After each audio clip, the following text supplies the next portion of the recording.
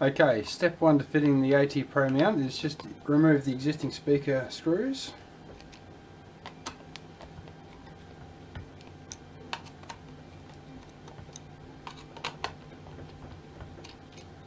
Okay, take them right out. Use the same ones in the same holes, that way everything's kept uniform. I've got an aftermarket speaker cover here, CTX Killer, bit of a joke, but anyway. Okay, so put your mount over there. There is only one way it goes on. This is due to the offset holes on the AtPro control box itself, and after many times of trying to make these, I found out the hard way. So put your speaker screws back in there, and it's very important to not over tighten.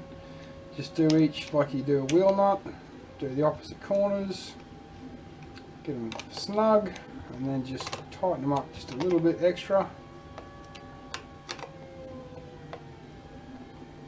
There you go. You saved yourself hundreds of dollars in repairs for your control box when the usual breaking off the control box happens. Okay.